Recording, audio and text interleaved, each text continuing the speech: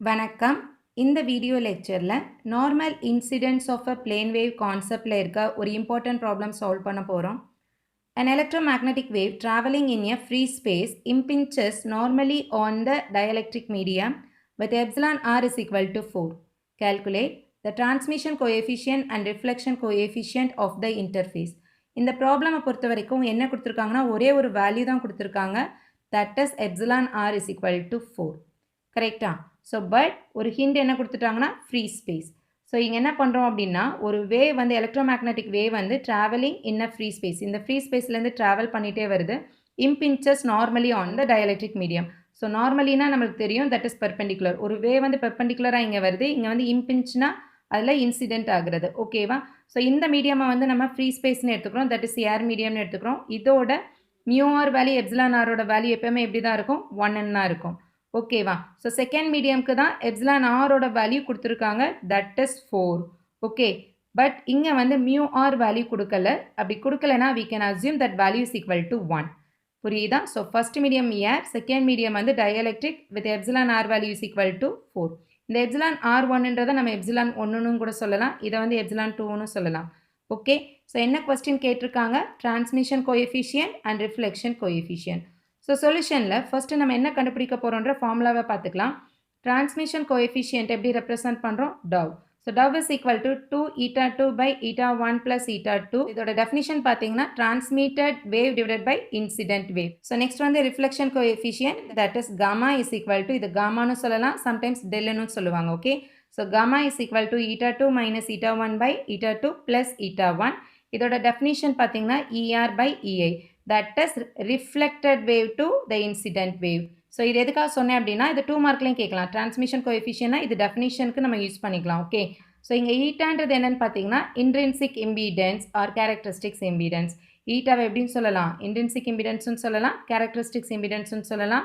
இதோட ஃபார்முலா என்னென்னா square root of mu by epsilon. There is one more formula, that is Ex by Hy. But இங்கே ப்ராப்ளமில் நம்ம இந்த formula தான் use பண்ண போகிறோம். ஈட்டாவோட தட் இஸ் இன்ட்ரின்சிக் இம்பிடன்ஸோட ஃபார்முலா வந்து square root of mu by epsilon. இந்த மியூ பை எப்சிலானை நம்ம எப்படி எழுதலாம், mu naught into mu R by epsilon naught into epsilon ஆர்னு நம்ம எழுதலாம். So for the first medium eta 1 எப்படி ரெப்ரசன்ட் பண்ணுறோம், square root of mu 1 mu naught by epsilon 1 epsilon naught. Second மீடியம்க்கு square root of mu 2 mu naught by epsilon 2 epsilon R. ஓகேவா? So இங்கே இந்த epsilon not and mu நாட்டோட values வந்து நம்ம கண்டிப்பாக ஞாபகம் வச்சுருக்கணும். ஸோ மியூ நாட்டோட வேல்யூ நம்மளுக்கு தெரியும் 4 pi into 10 to the power minus 7 Henry per meter. So what about this epsilon naught value? Epsilon naught is equal to 8.854 into 10 to the power minus 12 farad per meter. So இந்த ரெண்டு constant வேல்யூஸும் கண்டிப்பாக நீங்கள் ஞாபகம் வச்சுருக்கணும். ப்ராப்ளமில் இது எக்ஸ்பிளிசிட்டாக கொடுக்க மாட்டாங்க, நம்ம தான் சப்ஸ்டியூட் பண்ணணும். ஸோ நெக்ஸ்ட் ஸ்டெப்பில் என்ன பண்ண போகிறோம்னா eta 1 ஃபைண்ட் அவுட் பண்ண போகிறோம், eta 2 ஃபைண்ட் அவுட் பண்ண போகிறோம். இந்த வேல்யூஸை இந்த ரெண்டு ஃபார்முலாலையும் அப்ளை பண்ணி நம்ம கோஎஃபிஷியன்ட்ஸ் ஃபைண்ட் அவுட் பண்ண போகிறோம். ஸோ eta 1ஓட ஃபார்முலா என்ன, square root of mu 1 mu naught by epsilon 1 epsilon naught. So first மீடியம்க்கு மியூ 1ஓட வேல்யூ 1, எப்சிலான் 1ஓட வேல்யூ 1. ஸோ இங்கே எப்சிலான் 1ன்றது ஒன்றும் கிடையாது, எப்சிலான் ஆர் 1 தான், மியூ 1ன்றது மியூ ஆர் 1 தான். ஓகேவா? ஸோ இங்கே வேல்யூ சப்ஸ்டியூட் பண்ணால் என்ன கிடைக்கும், 120 பையன் கிடைக்கும், அப்படி இல்லைனா 377 ஓம். சிம்பிளாக ஞாபகம் வச்சுக்கோங்க, ஃப்ரீ ஸ்பேஸ்ன்னு கொடுத்தாலும் சரி இல்லைன்னா ஏர்னு கொடுத்தாலும் சரி, இதோட இன்ட்ரின்சிக் இம்பீடன்ஸ் வேல்யூ வந்து ஆல்வேஸ் 120 பையன்னு எழுதலாம், இல்லைனா 377 ஓம்னே வரும். இது மட்டுமே 2 மார்க்கில் கேட்கலாம்.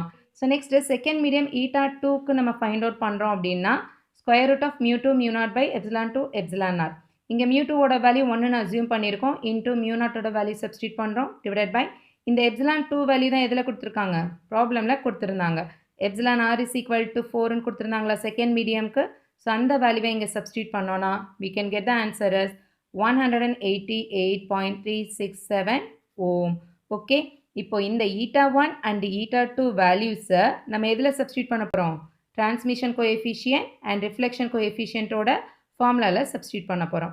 ஸோ டிரான்ஸ்மிஷன் கோஎஃபிஷியன்ட் ஃபார்முலா என்ன, 2 eta 2 by eta 1 plus eta 2. So இந்த வேல்யூஸை இங்கே சப்ஸ்டியூட் பண்ணோம்னா we will get the answer as 0.6664. அதே மாதிரி reflection coefficient gamma is equal to eta 2 minus eta 1 by eta 2 plus eta 1. So இந்த ரெண்டு values இங்கே சப்ஸ்டியூட் பண்ணிங்கன்னா you will get the answer as minus 0.3336. புரியுதா எல்லாருக்கும்?